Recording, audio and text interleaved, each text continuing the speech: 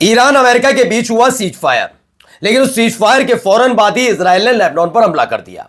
जब यह सवाल ईरान ने अमेरिका से कहा कि उस सीज फायर में तो लेबनान भी शामिल था, ये हमले क्यों हुए, तो अमेरिका ने हाथ खड़े कर दिए कि उस सीज फायर का हिस्सा या उस डील का हिस्सा कतई भी लेबनान नहीं था। यानी धोखाधड़ी, या यूं कहा जाए लफाजी पर उतर आया अमेरिका। अब ईरान तो ईरान है जिसने 40 दिन तक अमेरिका और इजराइल दोनों को एक पैर पर खड़ा कर दिया हो, वो कैसे छोड़ने वाला था। स्ट्रेट ऑफ हॉर्मूज को लेकर एक बड़ी खबर निकल कर आई। सिर्फ पाबंदी की खबर नहीं है, बल्कि इससे आगे की यह भी खबर है कि उस स्ट्रेट ऑफ हॉर्मूज पर इन 2 हफ्तों के सीज फायर के नाम पर अपना एक बहुत खुफिया और सबसे कीमती ड्रोन उड़ा रहा था अमेरिका। लेकिन अचानक से वो ड्रोन गायब हो जाता है। कीमत 1600 करोड़ रुपए। जी हां, 1600 करोड़ का एक ड्रोन अमेरिका गायब हो गया, वो भी स्ट्रेट ऑफ हॉर्मूज से। इससे हड़कंप मचा हुआ है कि क्या वाकई ईरान ने कोई कदम उठा लिया है फिर से। तो वहीं दूसरी खबर यह है कि ईरान के लिए 2 नए रास्ते खुल गए इस युद्ध के साथ ही। पहला यह कि ईरान के जिस तरह के हथियार इस्तेमाल ईरान ने किए और अमेरिका पर भारी पड़ा, तो अब ईरान की तरफ कई देशों की नजर भी है कि वो अपने ड्रोन और कई घातक हथियार निर्यात करे। जी हां, अब अमेरिका की तर्ज पर ईरान भी अपने हथियार निर्यात कर सकता है। तो दूसरा यह है कि बैठे बिठाए बिना किसी मेहनत के स्ट्रेट ऑफ हॉर्मूज का इस्तेमाल करके हर महीने लाखों करोड़ों डॉलर वो कमा सकता है, जिससे उसकी अर्थव्यवस्था दुरुस्त हो। इससे पहले आपने स्ट्रेट ऑफ हॉर्मूज पर टोल की कोई व्यवस्था नहीं सुनी होगी। 20 लाख डॉलर देने होंगे हर एक जहाज को अगर स्ट्रेट ऑफ हॉर्मूज से गुजरना है। यह सब कुछ अमेरिका और इजराइल की देन है, वरना ईरान ने कभी भी किसी भी तरह का प्रतिबंध नहीं लगाया था। और सऊदी अरब से भी एक खबर निकल कर आई। सऊदी अरब में जो उनकी अर्थव्यवस्था की पूरा आधार है, वो हिल चुका है ईरान के हमलों से। नमस्कार, मैं हूं प्रज्वल गौतम और आप देख रहे हैं टाइम्स एक्सप्रेस। सबसे पहले ये खबर देखिए। ये खबर है अमेरिका का 1600 करोड़ का सबसे महंगा निगरानी ड्रोन MQ-4C ट्राइटन आज स्ट्रेट ऑफ हॉर्मूज के ऊपर से अचानक लापता हो गया। स्ट्रेट ऑफ हॉर्मूज का नाम आप तो जानते ही हैं। स्ट्रेट ऑफ हॉर्मूज जिस पर ईरान, वैसे तो बहरीन भी वहां से सटता है, लेकिन ईरान उस पर अब प्रत्यक्ष तौर पर उसकी कमांड थी, यानी कंट्रोल करता था स्ट्रेट ऑफ हॉर्मूज को। लेकिन जब इजराइल और अमेरिका ने हमले किए तो उसने इसके बाद स्ट्रेट ऑफ हॉर्मूज पर अपनी ताकत दिखाई। शुरुआत में अमेरिका ने आंखें दिखाई, लेकिन हालत खराब हुई। अमेरिका की नेवी ने ही मना कर दिया, वो किसी भी कीमत पर स्ट्रेट ऑफ हॉर्मूज में घुसने की कोशिश नहीं करेंगे, कोई रिस्क नहीं लेंगे। ये तो ये क्लियर हो गया। अब 2 हफ्ते के सीज फायर के नाम पर अमेरिका स्ट्रेट ऑफ हॉर्मूज के ऊपर अपना ये ड्रोन उड़ा रहा था।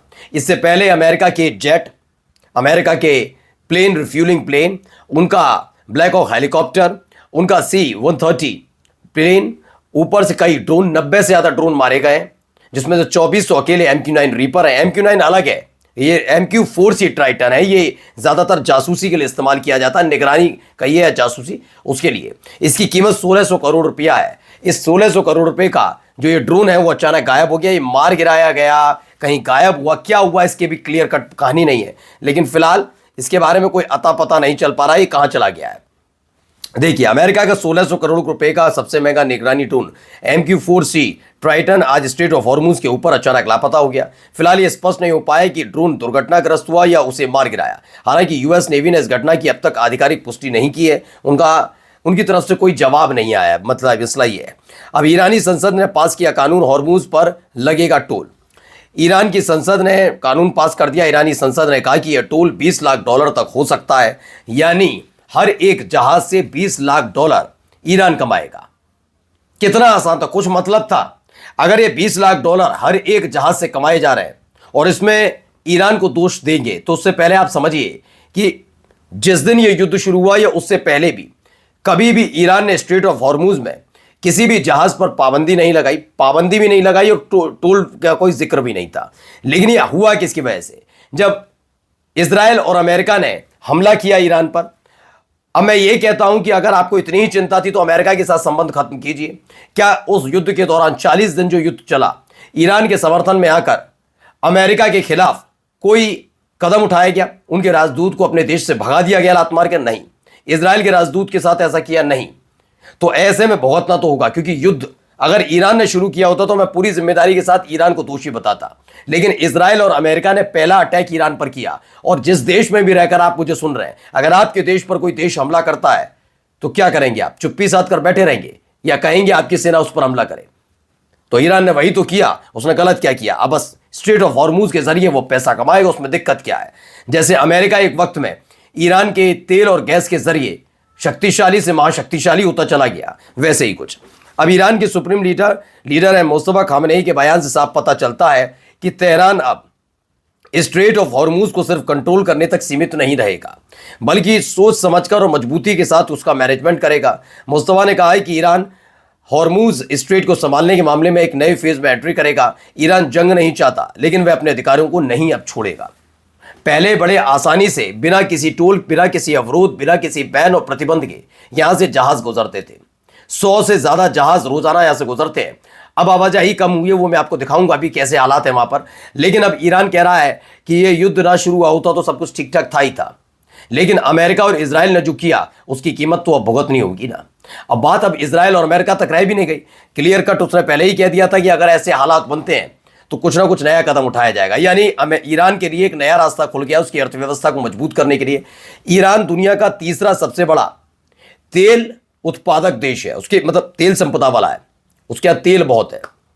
दूसरी बात, अब उसके पास हथियारों को देख ही लिया दुनिया ने, तो हथियार खरीदने की होड़ भी है। तो तीसरा यह है कि बैठे बैठाए स्ट्रेट ऑफ हॉर्मूज में सिर्फ नेवी को छोड़ना है, और कोई भी कार्गो शिप या कोई कमर्शियल शिप वहां से गुजरता है तो उससे बस टोल वसूलना है। इससे उसकी अर्थव्यवस्था में तेजी आएगी। अब जरा देखिए, यहां एक वीडियो निकलकर सामने आई। यहां आपको अलग अलग तरीके से ग्रीन और रेड और येलो टाइप के कुछ बिंदु नजर आ रहे होंगे, पॉइंट्स। दरअसल ये स्ट्रेट ऑफ हॉर्मूज से गुजरते हुए शिप है, लेकिन ज्यादातर शिप वहीं की वहीं टहल रहे हैं, घूम रहे हैं। स्ट्रेट ऑफ हॉर्मूज से गुजरने वाले शिपों की तादाद बहुत कम मालूम पड़ती है।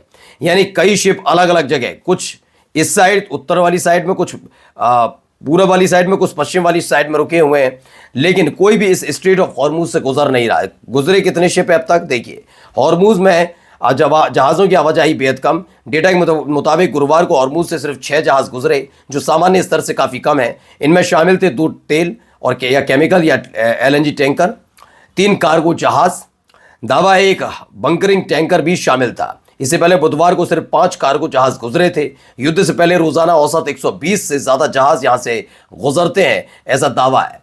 और चलते चलते ज़रा पहले वीडियो देखिए। वीडियो ज़रूर थोड़ा पुराना है, लेकिन खबर नहीं है।